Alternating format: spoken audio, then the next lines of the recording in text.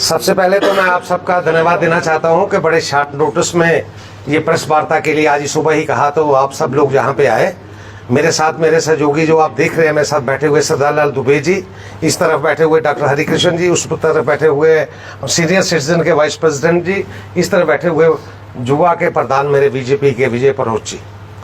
आज की जो प्रेस वार्ता है मेन इस बात की थी कि कल हमारी जो विधानसभा 3 मार्च से लेके कल तक थी, जो 9 तारीख तक, उसमें विधायक का लेखा जोखे के बारे में वहां पे क्या हुआ, क्या बीच में बातें आई, किस में विधानसभा के बारे में मैंने वहां पे क्या बात की, और उसी के साथ उसी के बीच में अगर मैं इस जब को जोड़ के देखूं तो इस बात के लिए भी की कि इसके बीच में और क्या इवेंट हुए, जिसमें मुख्यतः एक तो इवेंट ये हुआ कि 17 तारीख को हाई पावर कमेटी जो थी माता वैष्णो देवी श्राइन बोर्ड द्वारा बनाई हुई, उसका एक दौरा कटरा में हुआ, और उसी के साथ 7 अप्रैल को अमित शाह जी जो हमारे गृह मंत्री हैं उनका दौरा हुआ। मुख्यतः इस बात पे आपसे बात करनी है। मैं अगर कहूँ तो सबसे पहले अगर मुझे जो इस बार टाइम मिला वहाँ पे अपनी बात रखने के लिए, तो मैंने सबसे जो कह सकता हूँ कि मैंने जो मुद्दे उठाए उसमें सबसे बड़ा मुद्दा तो मैंने ये उठाया कि कटरा जो एक जब माता वैष्णो देवी श्राइन बोर्ड बना तो उसमें एक खामी रह गई। वो खामी ये थी कि कटरा को बेस कैंप नहीं माना गया। मैंने तो ये बात वहां पे रखी कि कटरा को बेस कैंप माने, और बेस कैंप मानने का मतलब ये है कि हम यात्री को फैसिलिटी देने में एड पार हो जाए। एड पार का ये हो गया कि हमें मतलब कि जैसे यात्री को पानी 24 घंटे का मिलता है, साफ पानी मिलता है, इसी तरीके से बिजली की बात है, दोनों के 24/7 की बिजली मिले। उस दृष्टि से मैंने ये कहा। और रही बात के पानी की जो यहाँ पे कमी है कटरा में, विधायक बनने के बाद और विधायक बनने से पहले भी मैंने मुख्य तौर पे ये लोगों से वायदा किया था अपनी विधानसभा से कि कटरा और कटरा के केडीए के जो पानी है उसको भरपाई की जाएगी। उसी के सिलसिले में मैंने एक कोशिश की थी कि चनाब से पानी आए। चनाब से पानी आने में कुछ हर्डल्स थी जिसमें मुमकिन नहीं था। अल्टीमेटली आपने देखा होगा कि ये विधानसभा जब यहाँ पे मतलब चल रही थी तो मतलब के पीएचई की डिमांड्स में मैंने मुख्ता फिर ये मुद्दा उठाया, और मुद्दा उठाने के बाद मैंने एक प्रपोजल जो था वो दिया सरकार को कि जिससे अंश रिवर आप कह सकते हैं, वहां से पानी अरनाथ से कटरा के लिए जहां आ सके, वो उसके लिए मैंने डीपीआर बनने के लिए कहा।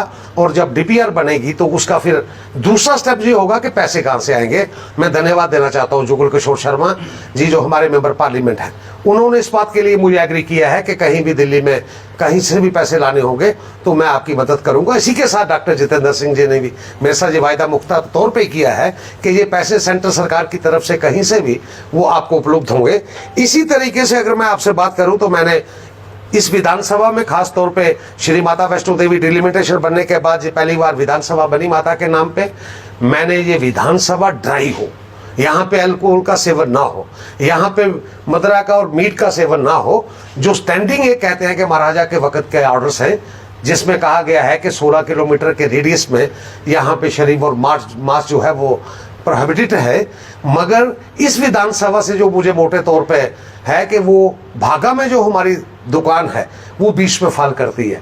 ऐसे तो देखा जाए तो वो तो 20 किलोमीटर के दुकान पर है रोड के नाते, मगर मेरा ये मानना था और इस बात पे मैंने चर्चा की थी कि एरियल डिस्टेंस महाराजा के वक्त उस वक्त रोडें नहीं थी। ये एरियल डिस्टेंस का मतलब है वो 10 किलो का रेडियल डिस्टेंस है, इसलिए वहां से हटनी चाहिए। मेरा वहां पर मेन मुद्दा था वहां पे। इसके लिए तीसरा इंटरमॉडल स्टेशन जो कटरा में आ रहा है, उस इंटरमॉडल स्टेशन में मतलब कि सरकार तेजी लाए। कैबिनेट की तरफ से एक नोट जाता है, उसके बाद कंट्रैक्टर फाइनल हो चुका है। फर्स्ट फेज के लिए कंट्रैक्टर फाइनल हो चुका है। फाइनल होने के बाद उसको कंट्रैक्ट तभी मिल सकता है कि जब फाइनल जहां से एक नोट मंजूरी जो है वो हो, और मंजूरी से पहले कुछ डिपार्टमेंट्स के एनओसी होते हैं, वो तेजी लाने के लिए मैंने सरकार को कहा और मैं धन्यवाद देना चाहता हूं कि वो उसमें तेजी आई है। इसी के साथ मैंने अगर वहां पे बात की तो रिहेबिलिटेशन पॉलिसी जो माता वैष्णो देवी श्राइन बोर्ड का जो मयूल मजदूर का जो मतलब हमारा केस था, उसी के तहत पे कि रिहेबिलिटेशन के लिए जो बात की थी उसमें 50,000 रुपये की बात थी कि 50,000 रुपया घोड़े वाले को दे के उसको मुक्त किया जाए। मैंने कहा ये बेइंसाफी है। इस बेइंसाफी को दूर करने के लिए मैंने कहा कि इसको रिविजिट करने की जरूरत है, सरकार इसको रिविजिट करे। ये बात मैंने लेबर की डिमांड्स के वक्त मैंने रखी थी, जब लेबर्स की डिमांड्स थी। डिमांड्स में इस बात को रखने के बाद मैंने कहा था कि इसमें जो पहली पॉलिसी है उसमें यह है कि 50,000 पे 25,000 माता वैष्णो देवी श्राइन बोर्ड देगा और 25,000 जो है वो सरकार देगी। मैंने कहा कि मिनिमम जो है वो 10 लाख रुपया होना चाहिए और 10 लाख में 5 लाख रुपया माता वैष्णो देवी श्राइन बोर्ड दे और 5 लाख रुपया माता वैष्णो देवी श्राइन बोर्ड के साथ सरकार दे। और उसी के साथ जो पहले वाली रिहेबिलिटेशन पॉलिसी थी उसमें मात्र उन्होंने घोड़े वालों को पिक किया था, वो उनके लिए थी। मैंने कहा नहीं, ये पालकी वालों के लिए भी होनी चाहिए, मजदूर के लिए भी होनी चाहिए और पालकी के साथ साथ सब जो मजदूरी का वहां पे काम करते हैं, अगर उनको आप रिटायर करते हैं तो कम से कम रिहेबिलिटेशन पॉलिसी के तहत उनको 10 लाख रुपए का वहां मिलना चाहिए। इसी तरीके से मुझे जब मौका मिला, चीफ मिनिस्टर साहब की जब ग्रांट्स थी, उस ग्रांट्स में मुझे मौका मिला क्योंकि हाउसिंग डिपार्टमेंट उनके पास है। मैंने कटरा को कहा कि कटरा म्यूनसिपैलिटी बड़ी छोटी सी म्यूनसिपैलिटी है, कटरा का बहुत भारी फैलाव हुआ है, ये इसकी काउंसिल बनने की जरूरत है। ये म्यूनसिपैलिटी को हटा के काउंसिल बनाने के लिए मैंने वहां पे ये बात की थी। और अगर मैं मुख्ता तौर पे बात करूं तो मैंने ये अपनी बात गवर्नर एड्रेस में भी कही और सरकार के पास भी कही, जिसमें मैंने ये कहा कि IMS तो बन जाएगा, मगर IMS इंटर मॉडल स्टेशन बनने के बाद जो कटरा की डेवलपमेंट का है वो एक नया दौर शुरू होगा और उस दौर में पुराना जो कटरा है वो पीछे रह जाएगा। क्योंकि पिछला आने वाला IMS की जो रोड्स है बाणगंगा तक, वो उसकी तो जो बिड्थ है वो 125 फुट की बिड्थ है, वो 125 फुट से IMS तक जाएगी और बाहर जाएगी। ये जो 6 लेन हमारी है, ये कॉरिडोर जो IMS तक जा रहा है, उसके बाद जो मैंने ये कहा कि ये कंजेशन दूर करने की जरूरत है, हमें IMS की रोड्स के साथ कंप्लीमेंट होना चाहिए होगा। कंप्लीमेंट करने के लिए एशिया चौक से लेके बाणगंगा तक की कंजेशन को दूर करने के लिए, वहीं ऐसी तरह से भूमिका मंदिर से लेके बस स्टैंड तक इसको दूरी करने के लिए, कंजेशन को दूर करने के लिए, इसी तरीके से हॉस्पिटल रोड को कंजेशन दूर करने के लिए मैंने सरकार को कहा कि वो उसके लिए काम करे। और जब तक ये कंजेशन दूर नहीं होगी, और मैं आपके हवाले से भी कह सकता हूं, आप भी इस बात के गवाह हैं, जब भी कटरा में रश होता है तो यात्री 3 किलोमीटर अपने सिर पे बोझा लेके आता है। वो एक बहुत शानदार, मतलब कि शर्मनाक वजह है। मैं अगर आपसे ये कहूं कि कटरा की कंजेशन कैसे दूर होगी, तो क्या एशिया चौक से लेके बाणगंगा तक डबल लेन नहीं होनी चाहिए, ताकि एक रास्ता जाने का हो, एक आने का हो। यहाँ पे खूबसूरत तरीके से लाइटें नहीं होनी चाहिए, यहाँ खूबसूरत तरीके से मतलब के पाथ नहीं होने चाहिए। ये कंजेशन की बात जब भी मुझे मौका मिलता है मैं वहां पे करता हूं और करता रहूंगा। इसी के साथ मैं एक धन्यवाद और देना चाहता हूं सरकार को। प्रसाद की स्कीम जो हमारी ठंडे बस्ते में पड़ गई थी, प्रसाद स्कीम जो थी वो हमें एक मिली थी सेंट्रल सरकार की तरफ से। 25 स्टेट पे उन्होंने 41 जगहों को आइडेंटिफाई किया था, जिसमें एक माता वैष्णो देवी कटरा भी था, जिसको मतलब के फिर शुरू करने के लिए मैं कह सकता हूं कि डॉक्टर जितेंद्र सिंह जी का खास तौर पर मैं धन्यवाद देना चाहता हूं। उनके प्रयास से ये खुलेगी स्कीम, और यहां से जो है प्रपोजल खोलने के लिए चीफ मिनिस्टर साहब ने भी हामी भर दी और प्रपोजल दिल्ली के लिए भेज दिया है। और इसी बात के साथ साथ मैं अगर कहूं तो ये मुख्तर तौर पे ये सारे वो बिंदु थे जिस पे विधानसभा और बाहर की बात अगर मैं कहूं जिस पे बात हुई है। और इसके अलावा अगर आपके कोई बात हो तो आप पूछ सकते हैं। ठीक, आपने कहा हाई पावर कमेटी जो थी उसके मिलने के लिए हमें सब लोगों को टाइम दिया था हाई कमेटी में, जिसमें रियासी के कुलदीप दुबे जी MLA वो भी गए थे अपने तौर पे वफद के तौर पे, एक मैं भी गया था और एक नाग साहब भी गए थे। हमने जो वहाँ पे बात रखी वो मतलब के कटरा की बेहतरी के लिए रखी और कटरा की डेवलपमेंट के लिए रखी हमने। और अगर मैं कहूँ, मुझे आइडिया था कि शायद ये बात वहाँ पे आएगी, और मतलब के अगर आप कहें तो उसमें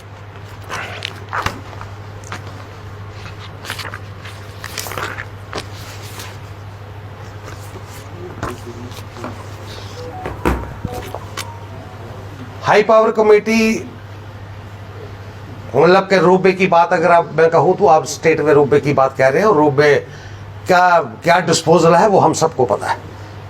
रोपवे क्या है कि मेरे साथ अगर आप कहें तो मेरे साथ एक वफद और मिला था नेशनल कॉन्फ्रेंस का शेर सिंह जी के मार्फत, जिन्होंने ये कहा कि आप रोपवे को ऊपर से लगाएं, दूर से जाके लगाएं। और बड़ी सीधी सी बात है कि रोपवे के लिए हमने जो सुझाव दिए वो ये सुझाव दिए थे कि रोपवे होने के बाद में लोगों में जो शंका है कि कटरा में क्या स्थिति पे हम आ जाएंगे। मैंने वो कंसर्न्स के बारे में बात की थी। अगर कंसर्न के बारे में बात की थी तो मैंने ये उनसे सुझाव में अपने में ये कहा था, concern and suggestions restriction on commercial and residential development in Tarakot. मैंने कहा आप रोपवे जो लगा रहे हो, लोगों में अंदेशा है कि वहां पे आप कमर्शियल एक्टिविटी करेंगे, वहां पे आपके होटल बनेंगे, वहां पे आप कमर्शियल के साथ साथ वहां पे सारी चीजें करेंगे, इसकी वहां पे आप मनाही होनी चाहिए। अवॉइड कमर्शियल और residential accommodation in Tarakot, the multi storey parking facility in the Tarakot we should be avoid.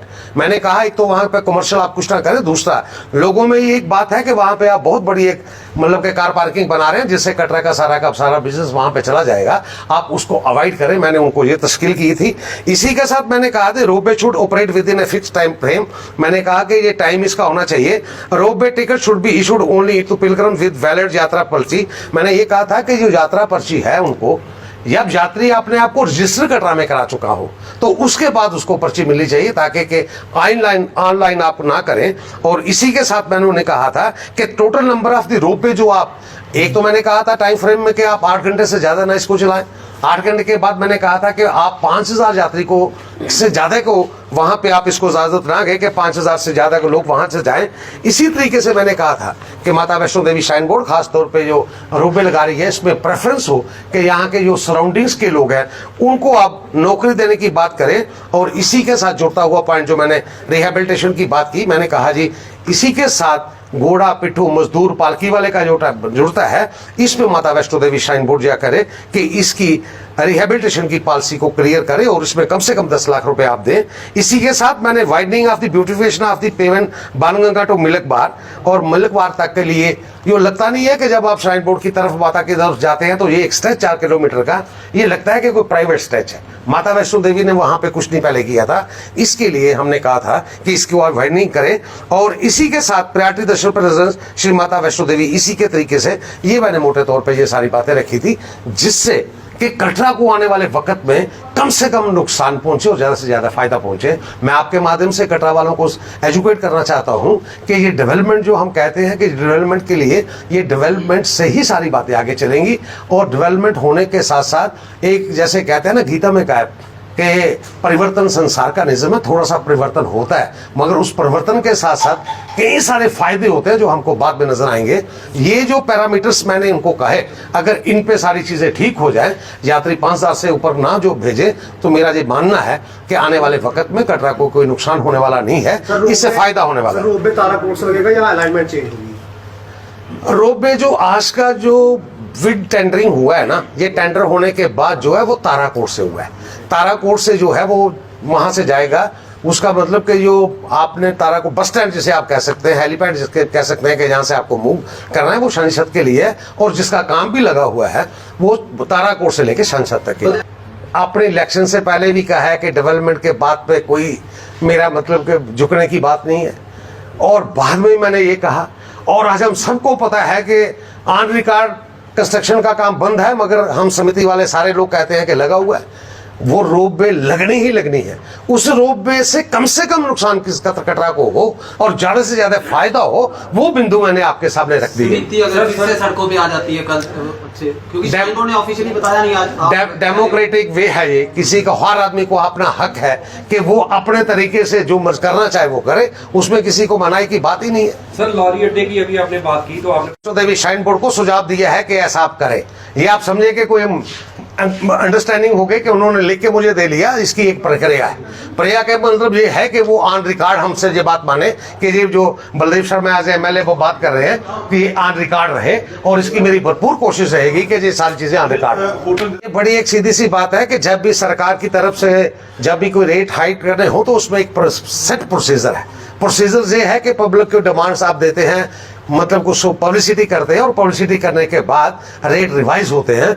बहुत अनफॉर्चुनेट है, रिवीजन के लिए सुप्रीम कोर्ट की हदायत है कि आप कितनी रिवीजन कर सकते हैं, आप हाइक कितनी कर सकते हैं, और हाइक का एक पैमाना है। 100 रुपए का आप 110 कर सकते हैं। आप ये कहें कि 100 रुपए का 300 रुपए करेंगे, ये मतलब कि निहायत ही गलत है।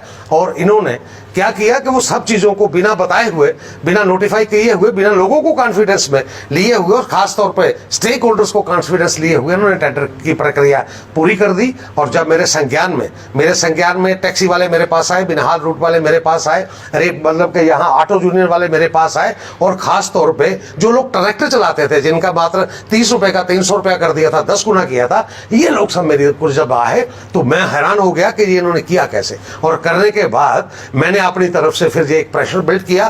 प्रेशर बिल्ड करने के बाद म्युनिसिपल कमेटी ने मेरे रेफरेंस से एक चिट्ठी वहां पे लिखी, और इसी तरीके से यहाँ के एसडीएम महोदय ने भी मेरे रेफरेंस से एक चिट्ठी सरकार को लिखी।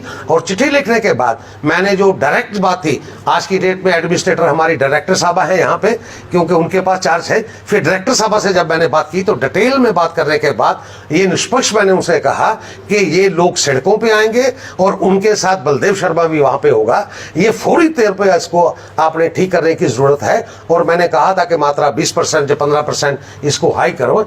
मैं धन्यवाद देना चाहता हूं डायरेक्टर महोदय को।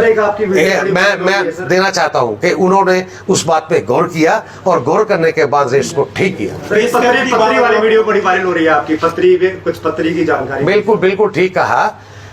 मुझे किसी ने पूछा काम के लिए तो मैंने उनको ये कहा कि आप जो बयान आपको दिखाया गया है ना, वो शॉर्टकट में दिखाया गया है। पूरा अगर बयान आप देखेंगे तो आप पूरी बात समझ आएगी। पत्री का मतलब ये है कि मैं घर से जब निकलूं तो ये देख के जाऊं कि मैं जिस स्थान पे जा रहा हूं वो डेवलपमेंट का स्तर क्या है, वहां पे मिडिल स्कूल है कि नहीं, वहां पे हाई स्कूल है कि नहीं, वहां पे किस चीज की जरूरत है। और जहां पे जो एरिया वंचित है डेवलपमेंट के इलाके से, यहाँ डेवलपमेंट नहीं हुई है, तो वो पत्री का कहने का मतलब ये है कि वो पत्री देख के जाने का मतलब कि वहां की डेवलपमेंट उस पैमाने पे की जाए। वो थोड़ा सा किसी ने काट के कहीं गलत कर दिया। पूरी अगर मेरी वो वीडियो आप देखेंगे वो सीधा सा मैसेज है। मैंने अपने तौर पे अपने साथियों के साथ सब अपने से बात की है। और उसके अलावा भी एमएलए बनने के बाद आप ये कह सकते हैं कि मेरे पास वकालतनामा है इस बात का कि मैं यहाँ के लोगों की कार्रवाई कर सकूं, यहाँ की पैरवाई कर सकूं, और जो मुझे ठीक लगता हो मैं अपने साथियों से उस बात के लिए मशवरा करूं। और मशवरा करने के लिए सड़कें खुली होनी चाहिए। मैं इसी के सिलसिले में एक उदाहरण देना चाहता हूं। जब जगमोहन साहब यहाँ कटरा, मतलब कि जब माता वैष्णो देवी श्राइन बोर्ड बना, तो आप मेरे ख्याल बुजुर्ग जो मेरे हैं इनको पता होगा कि उस वक्त जो मेरे कटरा का बाजार था वो 8 फुट का था, किसी जगह 12 फुट का था। तो आज उस दिन 32 फुट हो गया। आज अगर मैं कहूं तो लगता है कि उस 32 फुट की जगह 40 फुट हो गया होता तो और अच्छा था। ये सड़कें जब खुली नहीं होंगी, मैं आपके माध्यम से कहना चाहता हूं, हमारा हाल वही हो जाएगा जो आज पहाड़गंज कटरा का हाल है। कोई आदमी आईएमएस बनने के बाद कटरा का सारा विकास नीचे की तरफ होगा। लोगों की दुकानें टूटेंगी तो वैसे भी उनका हाल होगा। जो सड़कें टूटेंगी, मेरी एक बार ही टूटेंगी। दुकान टूटे से मेरा नहीं टूटेगा। मेरा तो, मैं एंट्री पॉइंट पे हूं, बसेरा आउटर टूटेगा सबसे पहले तो मुझे टूटेगा, मेरा एएमआर टूटेगा। टूटने के बाद मेरी उसकी वैल्यू कितनी बनेगी ये अंदाजा लगाने की जरूरत है। और मैं आप सबको धन्यवाद देना इस बात के लिए प्रेरित कर रहा हूं कि आप मीडिया का बड़ा रोल है यहाँ पे टाउन में, सब जगह होता है। आप भी अपनी तरफ से गाइड करें लोगों को, आप भी इस तरीके की न्यूज चलाएं कि जिससे लोगों को ये लगे एक बार कटेगा मगर बार बार परमानेंट के लिए हमें फायदा इस बात का होगा। वैल्यू उसकी बढ़ेगी जिसकी जमीन पीछे होगी, जिसकी पूरी दुकान ही उठ जाएगी, किसकी वैल्यू बढ़ेगी। उसके लिए कोई रिहेबिलिटेशन का कोई प्लान है आपके दिमाग में? जब खुला होता है तो उसके लिए रिहेबिलिटेशन प्लान होता है। रिहेबिलिटेशन के साथ साथ जैसे मेरे साथी ने ये बात कही, मोटे तौर पर अगर किसी की पूरी दुकान जाती है तो गवर्नमेंट उसको रिहेबिलिटेट करती है। रिहेबिलिटेट करने के बाद उसको ले जाती है। अगर मेरी दुकान 30 फुट की है तो 5 फुट कटेगी, तो उसमें मुझे मुआवजा जरूर मिलेगा। जमीन का तब मिलेगा कि अगर मैंने पहले लिया नहीं होगा, और स्ट्रक्चर का मुआवजा मुझे मिलेगा। ये है रिहेब। ये जो चौड़ीकरण की बात है, ये मुझे आप बताइए, आप खुद फैसला कर लीजिए। आप, मेरी आज हॉस्पिटल की रोड है, क्या आप अंदर से अपने आप को पूछिए कि वो ठीक है? मतलब आजकल वहां मैंने 20 बार देखा है वहां पे, जब मतलब कि वो गाड़ी आती है वहां पे तो पेशेंट अंदर लेके जाती है, वैन तो बाद में वापस आती है, आधा घंटा वहां पे लगता है। ये चौड़ीकरण होना, ये सारी चीजें होनी, ये डेवलपमेंट का हिस्सा है। इसको होने के लिए हमें सहयोग करना चाहिए और लोगों को एजुकेट करना चाहिए। सर, असेंबली में 28 विधायकों पे एक महराज मलिक भारी पड़ रहा है, उस पर क्या कहेंगे? कोई भारी नहीं पड़ रहा है। वो महराज मलिक अकेला नहीं है, वो महराज मलिक एनसी का टूल है। अगर आप तरीके से देखें, वो हमारे साथ पहले दिन बैठा था तो उसने कहा था चीफ मिनिस्टर को कि मुझे उधर ले जाओ। चीफ मिनिस्टर ने दूसरे दिन उसकी कुर्सी जो थी, आपने देखा होगा, वो चेंज हो गई थी। वो टूल है, वो सरकार करवा रही है। आप ये समझे तो वो एनसी की वकालत कर रहा है। और उसने तो हद कर दी, जाते जाते तो उसने पीडीपी के साथ भी पग्गा ले लिया एनसी के कहने पे। उसको आप ना समझे, और मुझे कहना नहीं चाहिए, वो विधायक चुना है लोगों ने, पता नहीं किस बात का करके वो आता है, ये परमात्मा जाने। जिस तरह आपके साथ अनपार्लियामेंटरी लैंग्वेज जहां पर आपके साथ यूज धक्का की मुक्की भी हुई थी कल। गई, असेंबली में अनपार्लियामेंट्री लैंग्वेज यूज की गई रंधावा जी द्वारा, क्या इसकी निंदा करते हैं आप? निंदा, आप बात की बात सुनिए, मैं तो ये कहता हूं कि महाराज मलक को डेवन से देखिए कि वो क्या कह रहा है। उसने हम 28 लोगों को गधा बोला है, सुना आपने कि नहीं? नहीं, मेरी बात सुनिए ना पहले। मैंने तो रंधावा जी का बयान देखा नहीं ना, मैंने सुना। रंधावा जी ने कहा कि हाँ, मैंने नहीं, वो रंधावा जी उसका उत्तर देंगे। अगर मैंने कोई बात करी है अनपार्लियामेंट्री तो उस बात का मैं उत्तर देने के लिए आपके सामने हूं। बाकी उसको भूल जाइए आप, ये जो मतलब कि महाराज मलक की बात कर रहे हैं उसको भूल जाइए आप। कल जब शुरू हुआ तो पठानी बिल्कुल ठीक आपने कहा, ब्लैक मार्केटिंग के अलावा दादागिरी कह सकते हैं। दादागिरी के अलावा अगर आप ये कहें तो हम राव वाटर यात्री को दे रहे हैं, वो बहुत बेइंसाफी है। और बेइंसाफी को दूर करने के लिए ये प्रपोजल है कि यहाँ पे मतलब कि पानी 30 साल के लिए आगे का प्लान के मुताबिक, मैं अंश से पानी की बात कर रहा हूँ, और ये इसकी डीपीआर बनेगी। और डीपीआर बनने के बाद जब तक ये असली काम नहीं होगा तब तक ये सारी चीजों को मतलब कि ठीक करने के लिए उसमें मेरा भी रोल रहेगा, आपका भी रोल रहेगा, पुलिस का भी रोल रहेगा, लोकल एडमिनिस्ट्रेशन का भी रोल रहेगा, कि ताकि कि हम इन सब चीजों पे काबू पा सकें। बिल्कुल आपका धन्यवाद देना चाहता हूँ। ये आज की बात नहीं, आपने मेरे बात 2-3 बार मेरे से बात की है, जिसमें ये कहा कि यहाँ पे स्टेडियम बनने के लिए मतलब कि बनना चाहिए जो कटरा की तरफ, कटरा सरकार के स्टेडियम हो, ना कि माता वैष्णो देवी श्राइन बोर्ड का हो।